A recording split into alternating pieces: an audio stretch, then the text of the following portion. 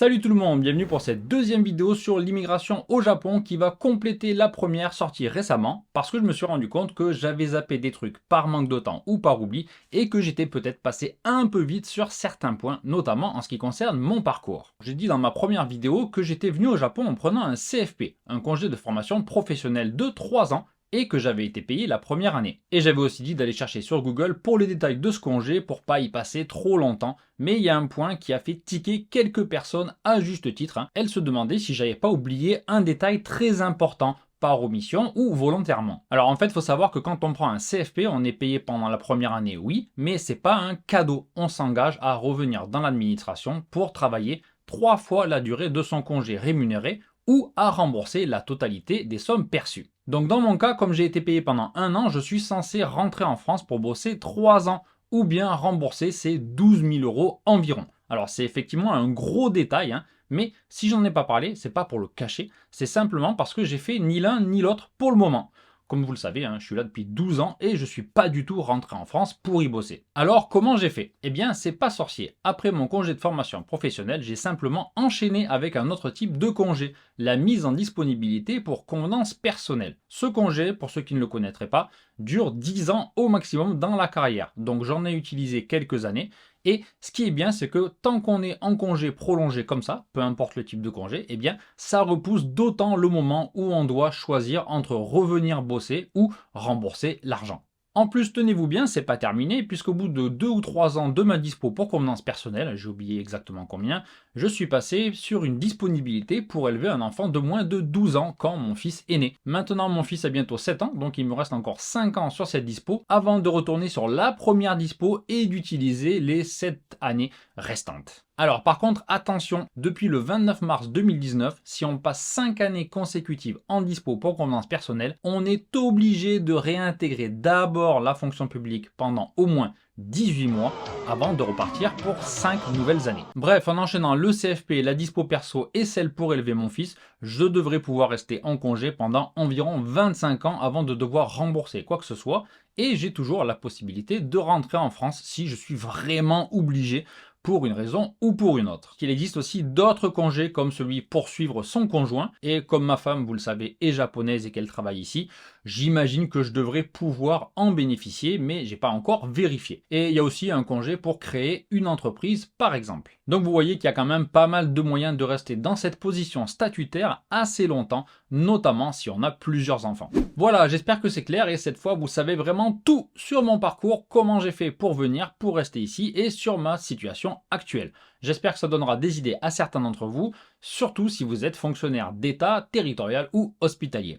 Un mot sur le visa étudiant maintenant. Je vous ai dit dans la première vidéo qu'il fallait un niveau bac, c'est-à-dire 12 ans d'études, pour pouvoir le demander, parce que c'est ce qui est écrit à peu près partout. Mais 2 personnes m'ont dit dans les commentaires qu'ils avaient eu ce visa alors qu'ils n'avaient pas le bac et qu'ils n'étaient pas allés en terminale. L'un d'entre eux m'a dit qu'il n'avait même pas le brevet. Donc il semblerait que certaines écoles, attention, pas toutes, hein, acceptent et sponsorisent des gens qui ne sont pas allés jusqu'à la terminale. Si vous êtes dans cette situation, eh bien renseignez-vous bien auprès de plusieurs écoles et vous pourrez peut-être être sponsorisé. On m'a aussi appris qu'il existait un PDF avec la liste de toutes les écoles autorisées à sponsoriser des visas. Donc si ça vous intéresse, allez faire un tour sur le site du ministère de l'Éducation japonaise. Voilà, je vous mettrai le lien en bas dans la description avec les autres. Enfin, j'avais parlé de Dokodemo et de Gogo Nihon qui sont des agents spécialisés dans les séjours pour étudier au Japon. Et plusieurs d'entre vous qui sont en contact avec elles m'ont dit que tout se passait très bien et qu'ils en étaient très contents. Donc merci beaucoup pour vos retours, c'est très bon à savoir. En parlant de ces sites ou d'autres du même genre, c'est pas les seuls, ils proposent aussi des logements. Si je dis pas de bêtises, ça peut aller de la guest house au petit appartement indépendant. Parce que j'ai oublié de le préciser l'autre fois, mais il y a également beaucoup d'écoles de japonais, bien entendu, qui proposent des logements comme ça à leurs élèves. Dans mon école, c'était une sorte de guest house, de résidence universitaire si vous voulez. C'était pas très loin de l'école, ce qui est généralement le cas, et c'est aussi très souvent moins cher qu'une guest house classique. Alors les prix varient, mais j'ai entendu des loyers très très bas, donc même si c'est pas le grand luxe bien entendu, ça peut vraiment dépanner pendant vos premiers mois au Japon. Il y a aussi des écoles qui vous mettent en relation avec des propriétaires ou des agences immobilières, mais méfiez-vous quand même si on est au Japon, il y a aussi des arnaques. J'en avais parlé une fois, mais Versus Pink, une Française installée au Japon, s'était fait dépouiller la pauvre à son arrivée par une agence peu scrupuleuse que son école lui avait conseillé. Elle avait fait une vidéo sur le sujet que j'avais déjà partagée, mais je vous remettrai le lien pour ceux qui ne l'auraient pas encore vu, ça sera sous la vidéo. Allez la voir, c'est vraiment très instructif. Voilà, donc renseignez-vous bien avant et faites-vous confirmer par l'école qu'il n'y a pas de frais cachés une fois arrivé ici. On va maintenant parler plus longuement des visas et des différents moyens de venir ici et d'y rester un petit peu, pourquoi pas. Alors, comme dans la première vidéo, le but c'est pas de vous donner une explication complète de A à Z pour chaque visa ou chaque programme, mais plutôt de vous les présenter, au cas où vous ne les connaîtriez pas encore. Ensuite, à vous d'aller vous renseigner pour les détails et les démarches, mais comme je suis quand même un gars très sympa, je vous mâche le boulot et je vous mets pas mal de liens sous la vidéo. Alors d'abord quelques précisions par rapport à la première vidéo sur l'immigration au Japon. Je disais qu'on pouvait changer son visa sur place sans rentrer en France parce que c'est ce que moi et d'autres avaient fait et a priori c'est toujours possible dans pas mal de cas. Mais attention, on m'a signalé et j'ai effectivement vérifié que depuis 2020, les Français en PVT ne pouvaient plus changer leur visa sur place en visa de travail par exemple et qu'ils devaient rentrer en France pour faire une nouvelle demande. Ça concerne seulement quelques pays, mais pas tous, donc c'est quand même une mauvaise nouvelle pour les Français en visa vacances-travail qui voudraient passer en visa de travail tout simple, sans avoir à raquer un billet aller-retour pour la France. Pour les autres types de visas, j'ai rien lu sur le sujet, mais comme toujours, renseignez-vous bien auprès de l'immigration japonaise. Les règles peuvent changer sans préavis, la preuve avec le PVT. Donc ne vous basez pas uniquement sur ce que moi je raconte ou même sur ce que vous pouvez lire sur certains sites sur internet. Contactez l'immigration, ce sera toujours plus sûr. Puisqu'on parle de visa, un mot sur le visa de travail maintenant. La dernière fois, j'ai dit plusieurs fois, j'ai insisté lourdement sur le fait qu'il fallait trouver une boîte japonaise qui vous sponsorise pour avoir un visa de travail. Et c'est clairement la solution la plus courante et la plus simple, si j'ose dire, mais ce n'est pas la seule. En fait, si vous bossez suffisamment dans plusieurs endroits, en CDD ou en freelance par exemple, vous pouvez aussi demander un visa de travail vous-même. J'ai une ancienne collègue qui était prof de français et ALT dans plusieurs endroits et qui l'avait demandé et obtenu. Je ne vais pas rentrer dans tous les détails de ce qu'il faut fournir comme papier pour l'avoir, mais un truc important à retenir, c'est qu'il faut quand même qu'une société vous sponsorise. Ce sera a priori votre employeur principal ou votre plus gros client si vous êtes un indépendant. Cet employeur doit donc signer des papiers pour vous aider, mais ça ne l'engage à rien par rapport à vous, par rapport à un visa de travail classique. Voilà, pas de CDI, pas de sécurité sociale, d'impôts ou d'autres choses. Ça ne lui coûte rien. Malgré ça, j'ai lu quelques témoignages qui disaient que c'était pas forcément évident de trouver une société qui veuille bien faire l'effort et mettre son nom en bas du document. Voilà. Alors, c'est spécifié nulle part, mais on entend souvent dire qu'il faut prouver qu'on gagne au moins 250 000 yens par mois avec ces différents boulots. Je pense pas trop me tromper en disant que comme toujours, plus vous gagnez, plus vous aurez de chances d'avoir votre visa. Petite mise en garde quand même, d'après mon ancienne collègue et des sites anglais sur lesquels je suis tombé, c'est assez fastidieux et surtout vous n'avez aucune garantie sur la durée que vous aurez et vous pouvez aussi vous faire refuser ce visa sans explication. Donc voilà, ne misez pas tout sur ça, mais sachez que c'est une possibilité, que vous soyez prof ou que vous bossiez dans tout autre domaine d'ailleurs. Une autre précision cette fois sur le visa pour les travailleurs qualifiés, les Specified Skilled Workers dont j'avais parlé la dernière fois. J'ai dit qu'il fallait trouver une boîte pour sponsoriser le visa, mais apparemment c'est un petit peu différent. Il faudrait s'inscrire pour passer les tests de japonais et de compétences dans le domaine dans lequel on travaille, et ensuite ce serait l'immigration qui vous proposerait des offres d'emploi. Voilà pour les compléments d'information et les petites précisions par rapport à la première vidéo. Passons maintenant au visa et aux moyens de venir, en commençant par le visa investisseur qui tentera peut-être certains d'entre vous. C'est un visa qu'on peut demander soit pour créer sa boîte de zéro tout seul, soit pour investir dans une société japonaise qui existe déjà. Pour le demander, il faut déjà avoir une adresse professionnelle physique au Japon, avoir l'équivalent de 5 millions de yens prêts à être investis, autour d'aujourd'hui c'est seulement 32 000 € environ, ou bien pouvoir avoir 2 salariés, que ce soit des Japonais ou des résidents permanents, les deux fonctionnent. Il y a aussi tout un tas de papiers à fournir, donc je ne vais pas entrer dans les détails, mais c'est pratiquement impossible de faire ça tout seul, et il semble quand même fortement conseillé de payer un cabinet spécialisé qui fera toutes les démarches avec vous ou pour vous. Voilà. Même si vous parlez japonais, c'est très compliqué. Et les interviews et les articles que j'ai lus sur ça sont assez unanimes. Faites-vous aider par des professionnels. Attention, même si vous obtenez ce visa, c'est pas terminé pour vous, puisque si vous ne faites pas de bénéfices dès la deuxième année, vous perdrez votre visa et donc probablement tout ce que vous aurez investi. Autant vous dire que votre projet a intérêt à être solide.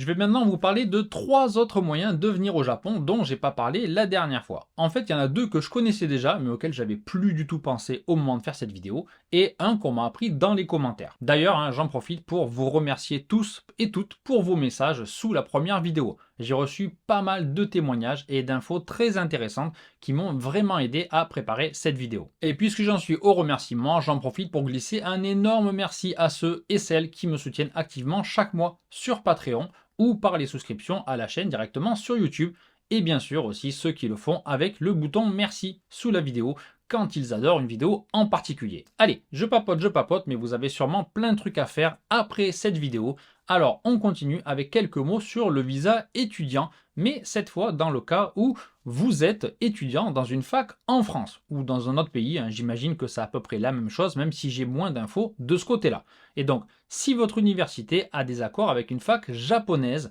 dans ce cas-là, c'est vraiment le top pour vous. Vous pourrez peut-être venir ici en échange universitaire et c'est très intéressant pour plusieurs raisons, vous allez voir. Petite précision d'abord, c'est que ça peut très bien marcher même si vous n'êtes pas en fac de japonais. Donc renseignez-vous bien, si vous êtes étudiant dans une autre matière complètement différente du japonais, votre fac le permet peut-être. Gros avantage de cette méthode, vous pouvez avoir 2 bourses, une de votre région en France. Alors j'ai entendu différents montants, 3000 ou 4000 euros pour l'année, ça dépend peut-être de la fac, de la région, de l'année, je ne sais pas exactement, mais d'après ce que j'ai entendu, ce serait versé en une fois. En tout cas, c'est comme ça que ça s'est passé pour mon collègue qui en avait bénéficié il y a quelques années. Et vous pouvez aussi demander une bourse de 80 000 yens par mois au Japon par la JASO, la Japan Student Services Organization. C'est donc une solution vraiment incroyable pour venir ici sans vous ruiner. En plus, vous ne payez que les frais de scolarité français, donc 3 fois rien, mais vous pouvez étudier dans une fac japonaise qui coûte normalement très cher, comme vous le savez sûrement. Cerise sur le gâteau, si vous voulez rester ici après vos études, bien sûr, sur votre CV, vous aurez le nom de cette fac japonaise. Et j'en ai déjà parlé plusieurs fois, ça compte énormément au Japon et ça vous ouvrira probablement des portes plus tard si vous cherchez un travail ici. Un autre moyen de venir ici dont j'ai encore jamais parlé sur la chaîne, c'est avec le programme JET, le Japan Exchange and Teaching. Je connaissais pour les profs d'anglais et je pensais d'ailleurs que c'était que pour l'anglais et que pour les profs, mais en fait, pas du tout. Alors attention, ne vous emballez pas, les places sont très chères, mais par contre pour les heureux élus, c'est vraiment très intéressant. Non seulement vous avez un visa pour venir ici, c'est quand même le but, mais en plus vous avez un travail plutôt bien payé et c'est pas uniquement pour enseigner. Selon les années, il peut y avoir 3 types de postes. Les ALT, assistants de langue, dont j'ai déjà parlé dans la première vidéo, des CIR, Coordinator for International Relations, traduit en français employé en charge des activités internationales, et des SEA, Sports Exchange Advisor, employé en charge des échanges internationaux au travers d'activités sportives. En 2023, il y avait uniquement 4 postes de CIR, 2 dans la préfecture de Hyogo et 2 dans celle de Aichi. Je vous mettrai là aussi le lien vers tout ça dans la description, mais pas besoin d'y aller tout de suite, puisque pour cette année, tout est terminé. En fait, les postes disponibles sont annoncés fin janvier. Les dossiers sont à déposer avant fin février. Fin mars, vous avez les résultats de la première sélection et ceux ou celles qui ont été choisis passent en visioconférence, un examen oral en japonais et un entretien avec les membres de la commission de sélection.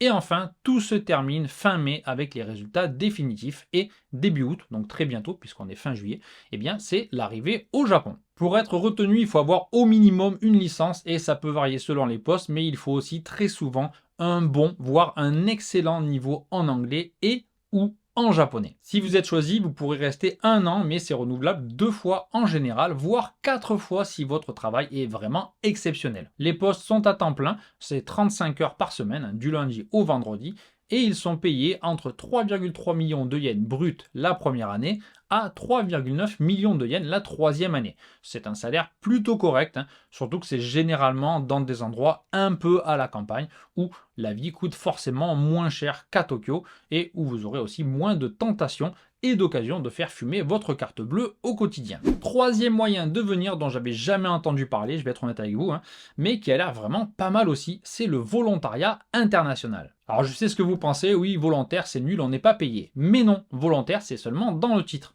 En fait, c'est rémunéré et même très bien rémunéré pour le Japon.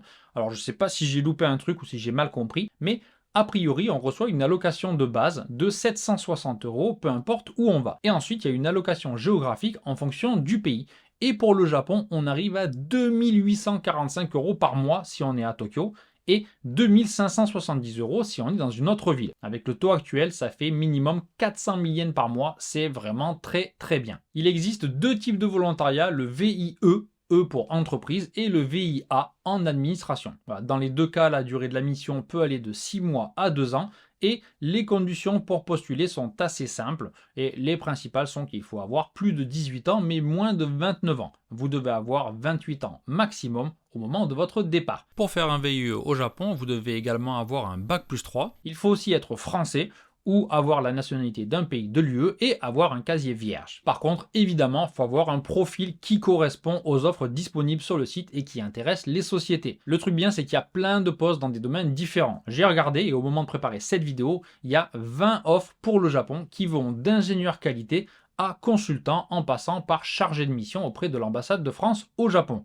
Il y avait aussi un poste d'attaché commercial pour une société dans le vin, il y a encore business manager dans une banque, voilà, il y a vraiment pas mal de trucs assez différents. Bref, si vous avez le profil, vous pouvez devenir candidat et si vous êtes choisi, ça peut être un excellent moyen de venir ici. En plus, d'après le site, plus de 90% de ces stages débouchent sur une embauche, donc si vous vous plaisez ici, il y a peut-être même moyen de rester sur le long terme. Le lien est sous la vidéo si vous voulez aller voir ça de plus près. Voilà pour le volontariat international. Comme je l'ai dit, je ne connaissais pas du tout, donc j'en profite pour passer un petit appel. Si quelqu'un est venu au Japon comme ça, je serais vraiment super intéressé par son témoignage, alors n'hésitez pas à me faire signe. De la même façon, si vous êtes résident au Japon depuis quelques mois ou quelques années et que vous êtes d'accord pour une petite interview, faites-moi signe, ce sera toujours avec plaisir. Pour terminer cette vidéo, un mot sur un moyen de trouver un boulot assez facilement une fois sur place, bosser dans un combini. Je vous apprends sûrement rien, mais de plus en plus d'employés de combini sont des étrangers et on m'a parlé du programme de Lawson destiné à recruter des étrangers. Ça peut être pour travailler à la caisse, pour faire de la livraison, de la production ou le ménage par exemple. Alors, apparemment, les caisses peuvent être réglées soit en japonais, soit dans une langue étrangère. Alors, je ne savais pas, c'est assez intéressant. Mais par contre, ça ne vous aidera pas beaucoup, puisque sur le site, qui est tout en anglais, lui, eh bien, ils disent que sur les caisses, il n'y a que le chinois, le vietnamien et le népalais comme langue disponible, et pas l'anglais. Donc voilà, du coup ça ne vous aidera pas beaucoup. Pour en revenir au programme de Lawson, le niveau de japonais demandé est un niveau de conversation quotidienne assez basique, donc on va dire plutôt le JLPT N4. Il y a plus de 4200 offres à travers le pays, donc peu importe où vous irez au Japon, il y a quand même beaucoup de chances qu'il y ait un Lawson pas trop loin de chez vous. Niveau salaire par contre, vous ne serez pas étonné d'apprendre que c'est pas la fête puisque c'est le salaire horaire minimum. Donc environ 1000 yens à Tokyo et un poil moins ailleurs. Mais si vous bossez tard le soir ou la nuit par exemple, ça peut monter de quelques centaines de yens. Pour les conditions, il faut avoir plus de 15 ans, mais il n'y a pas de limite supérieure pour l'âge. Et pour le reste, je vous laisse aller voir sur le site de Lawson que j'ai mis dans la description avec les autres. Je ne sais pas si 7-Eleven, Family Mart ou d'autres chaînes ont le même type de programme, mais ça m'étonnerait pas du tout. Voilà pour cette deuxième vidéo sur l'immigration au Japon. Cette fois, vous savez vraiment tout ce que je sais, même des trucs que je ne savais pas jusqu'à très récemment. Donc, j'espère que ces deux vidéos vous aideront dans votre projet. Le Japon, c'est pas l'Eldorado, mais c'est un pays où il est très très agréable de vivre. J'en ai déjà parlé plusieurs fois sur la chaîne, mais voilà, attention, selon votre situation, ça peut être assez difficile de venir ici. Voilà, je ne vais pas vous refaire les deux vidéos. Merci à tous d'avoir regardé cette deuxième vidéo. Je vous souhaite une bonne fin de journée ou un bon week-end. Je ne sais pas quand cette vidéo sortira. Et je vous donne rendez-vous très bientôt pour d'autres vidéos sur le Japon. Salut à tous!